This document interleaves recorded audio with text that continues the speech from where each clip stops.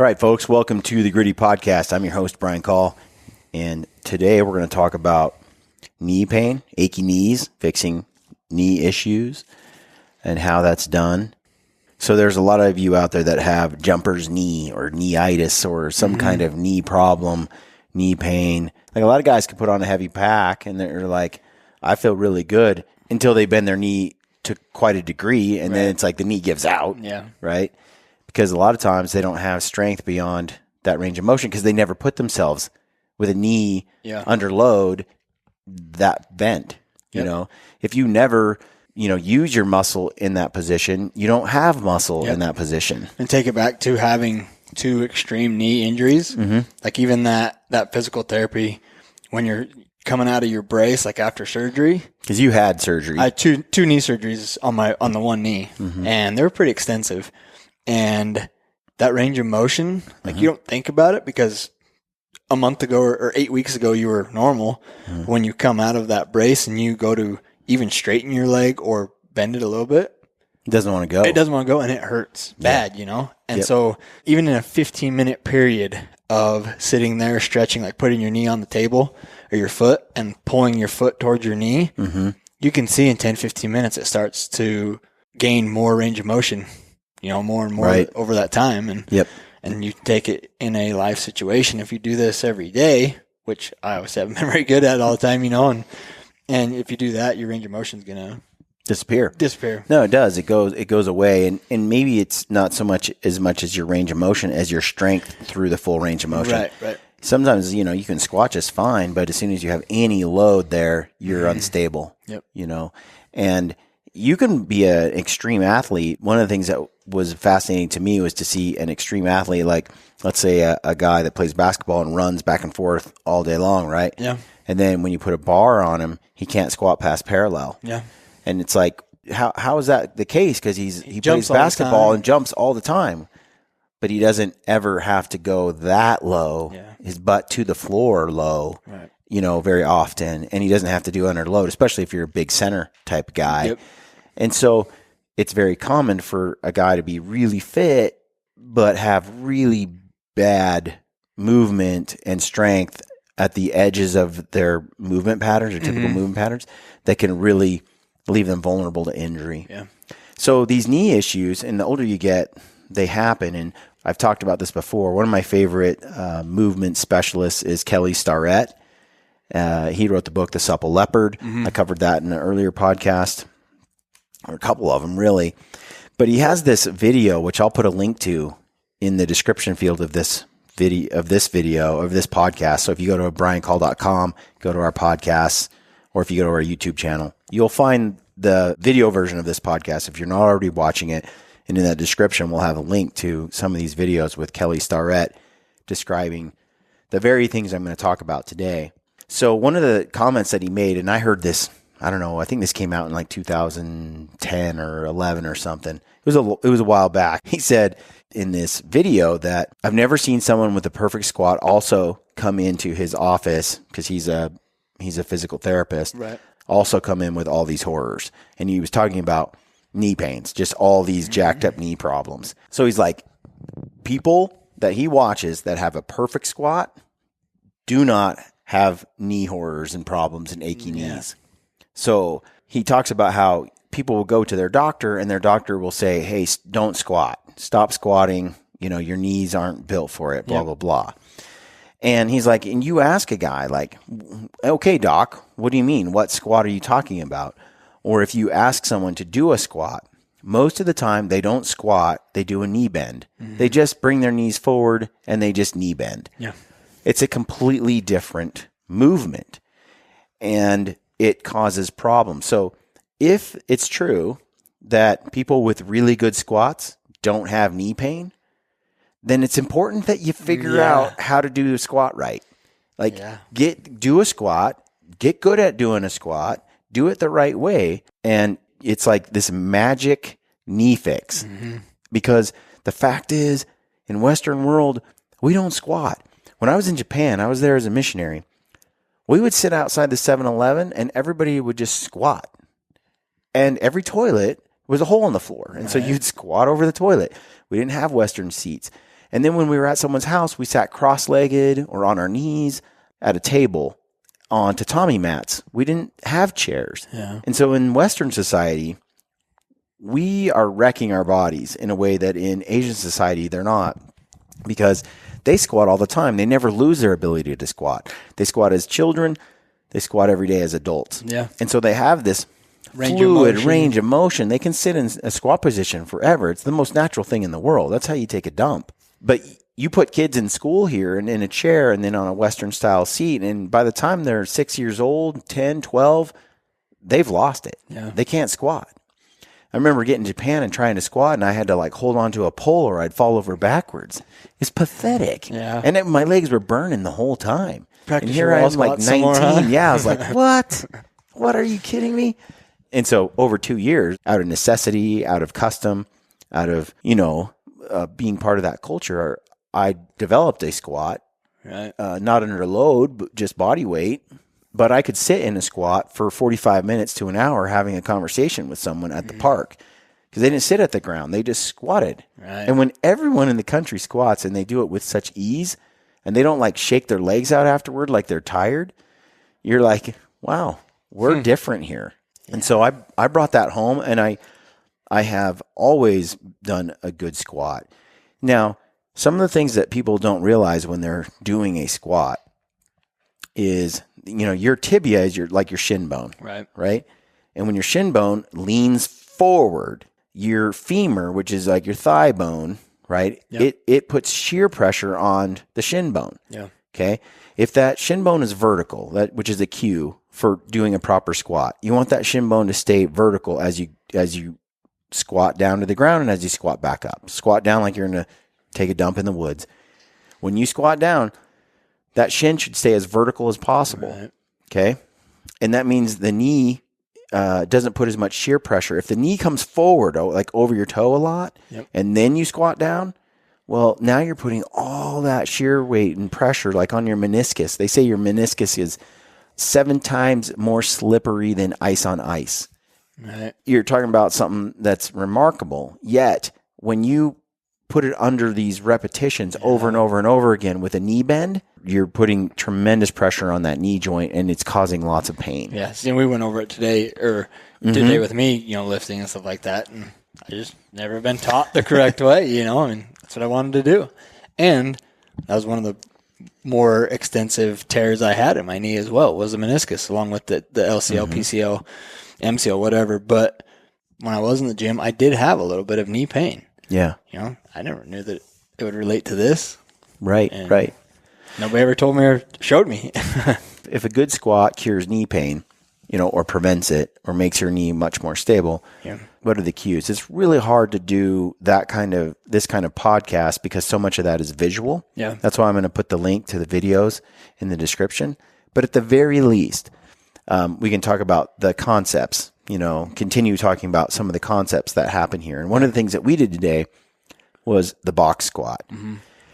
And Kelly Starrett talks about that, and he says, the fastest and easiest way to solve people's knee pain is with the box squat, especially their squatting knee pain is with the box squat. And so we did that in the gym today, and I'll go over that real quick. Before we do, check it out, mountainops.com. I recommend some Slumber. Been using that a lot lately. Yeah. I recommend, I like the Ignite, the Yeti, Blaze Shots.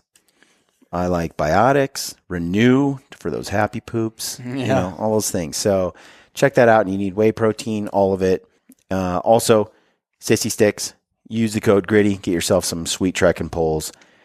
They're awesome. Okay, so the box squat.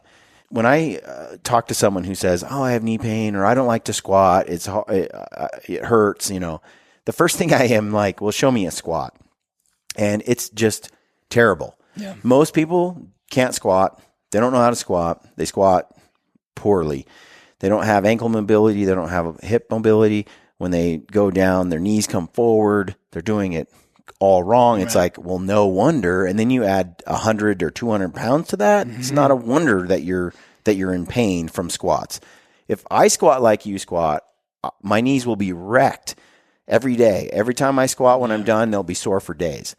So moving with proper movement really matters. The great thing about the box squat, and you experienced it today, Brad, is that you're able to keep your shins vertical. Well, that means they're straight up and down. Yep. That means they start kind of, out in front of you.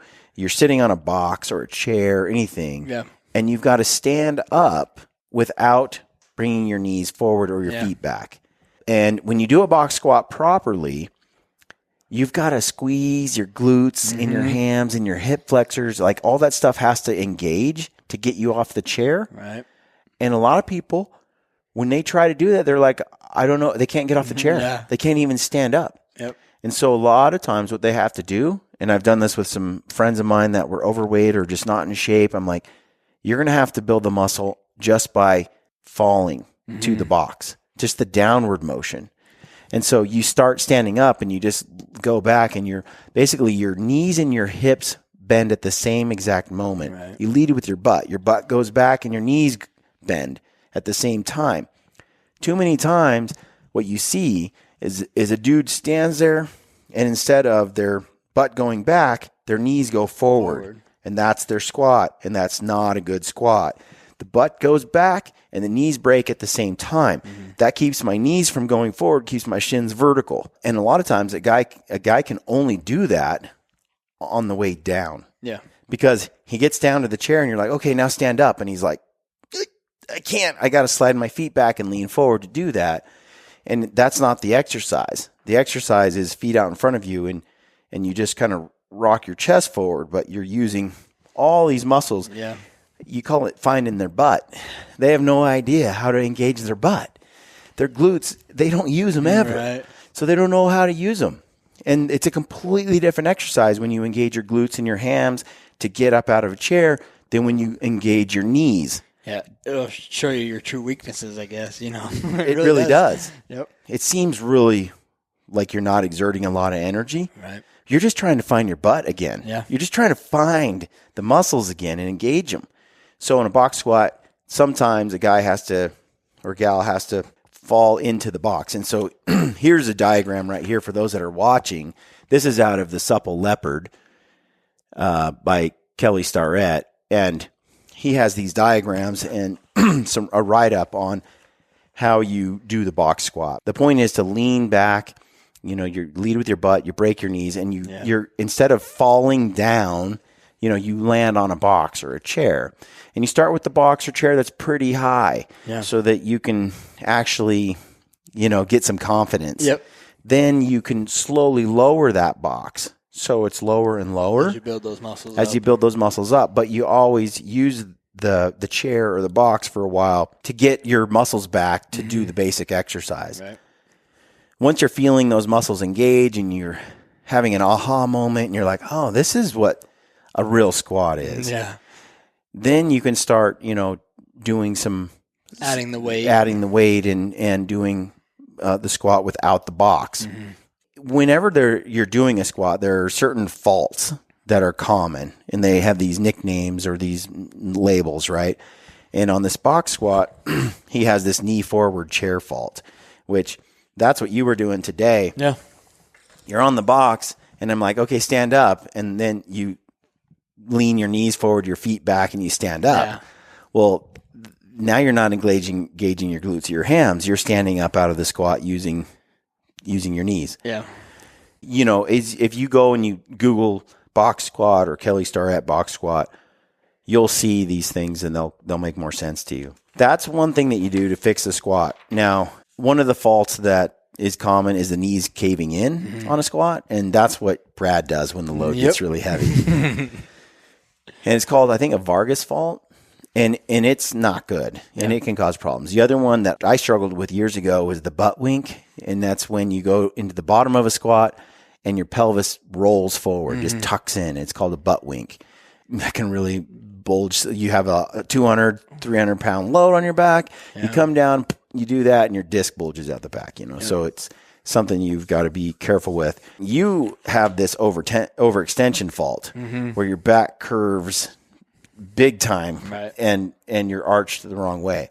So all this stuff that we're talking about, you can look at a few diagrams, it's actually pretty basic, and it's really instinctive how to squat once you start squatting again and you follow some of the protocol. Yep. But the whole point of each of these things, and these diagrams are hugely helpful. It's showing you where to rack, how to hold the bar on your shoulders.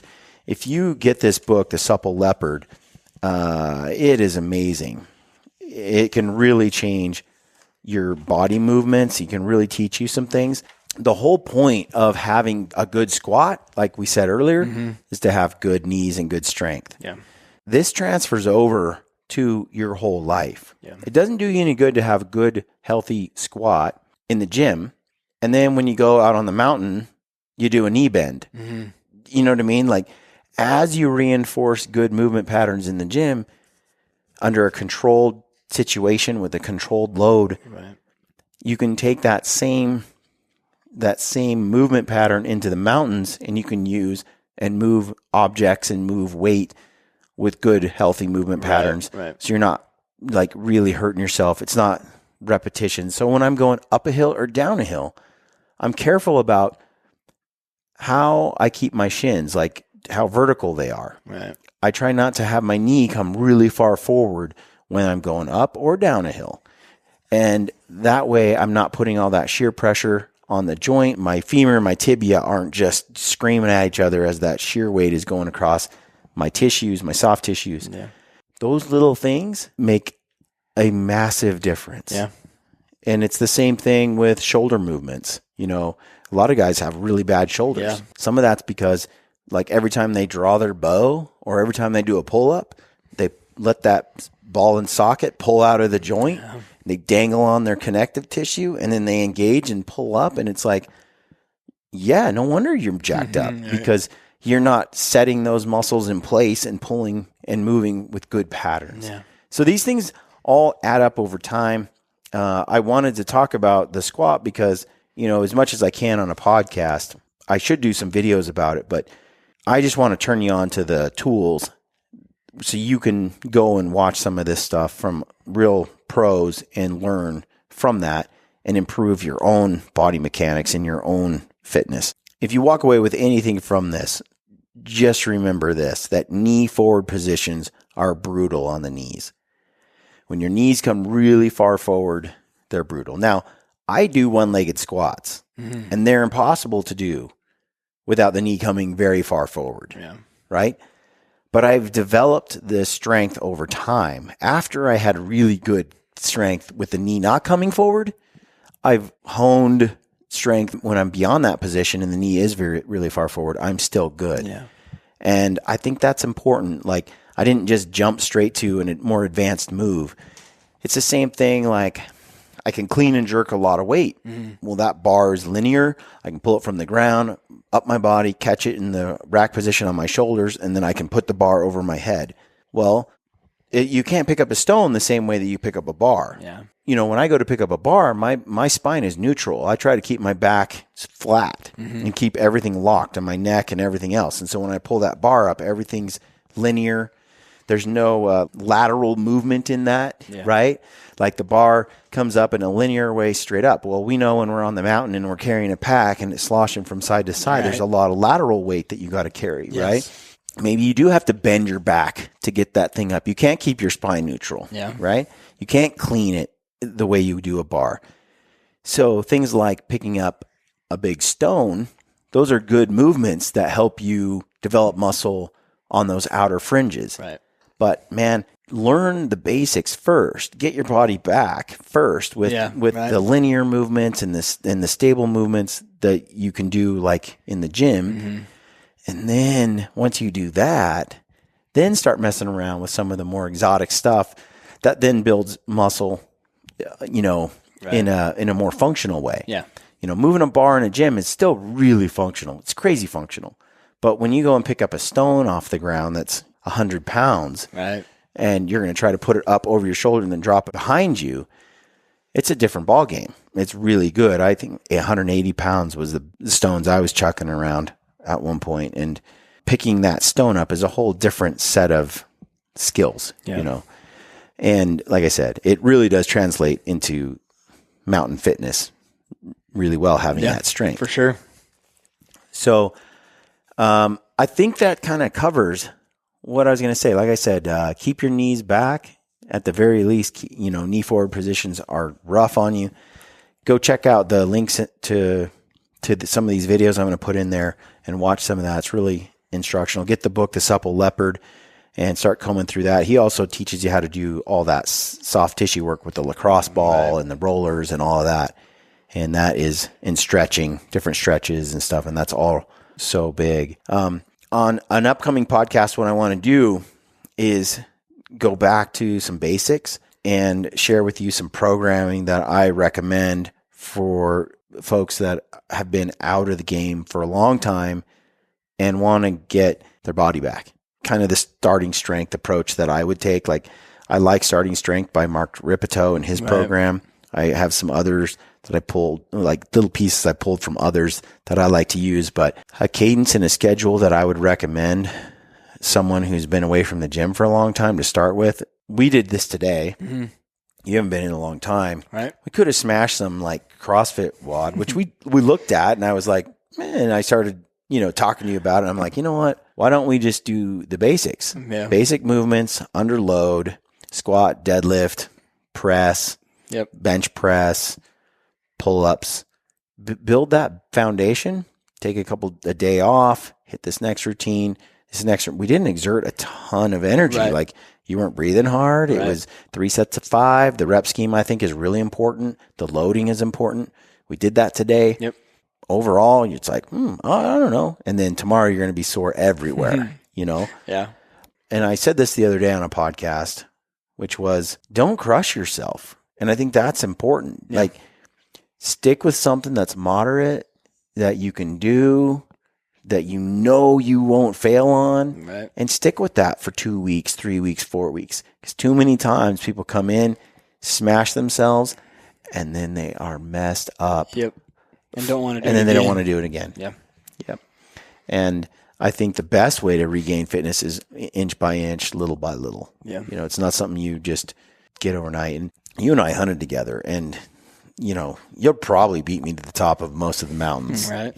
There's that, but then and a lot of guys are really fit like that. But then there's like today when you were in the gym, when you really put on, a moderate load of weight, you can see where those little weaknesses and you have these little holes where there's some potential for injury. Yeah. Really, that's what we're talking about here is how can you age well and not get injured? Yep. Because you're fit. Yeah. But there's a hole in there when you get below a certain level. You can see with your knee because it looks jacked up with all the surgeries. Right. It's got like shapes that aren't right. Normal, yeah. And that right there just goes to show, especially with your knee surgeries, that you favor. And when you squat and move in certain ways, you don't have the range of motion that you want to have. And so one hip might be more sore than another. And we can work through all those things in a controlled setting in the gym. Get that to a much safer place. And I enjoy the process. So to me, it's like, let's just do deadlifts all the time. I can do those. It's fine. Dude, and you could tell, like, I need to work on deadlifts. They've always been a struggle and a weakness for me. I have to work on them little at a time over a long period of time with consistency.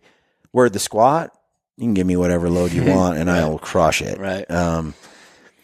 But the deadlift, you made the deadlift look stupid easy, which I knew you would. Every farm kid from Idaho can do that. Anyway, folks, I hope this has been useful to you. Like I said, check out the description field for some notes. Get after it. If you've got some issues, fix them. Support us by going out there and subscribing to the newsletter. Support us by using the code GRITTY at Mountain Ops to save. If you got some orders and products you want to get at Mountain Ops, do us a favor. You need some backpacking stuff, go to Seek Outside. You need a teepee, shelter, it's a titanium stove. Go there, use the code GRITTY, save money there. Use the code GRITTY at Heather's Choice. Yep. Get 15% off packaroons and backcountry meals, salmon chowder. I might recommend that one. That's my favorite. Use the code GRITTY at Valkyrie Arrows.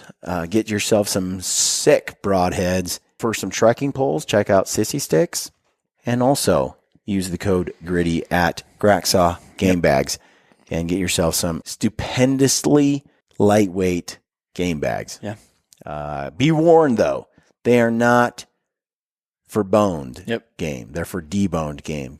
They are lightweight and extremely tough, but not if there's anything sharp. They're not built for that, but they are amazing.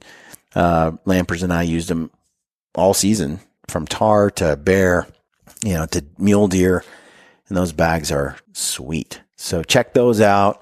Use the code GRITTY over there and save a bunch of money too. So that's it. Thanks for tuning in. Stay gritty.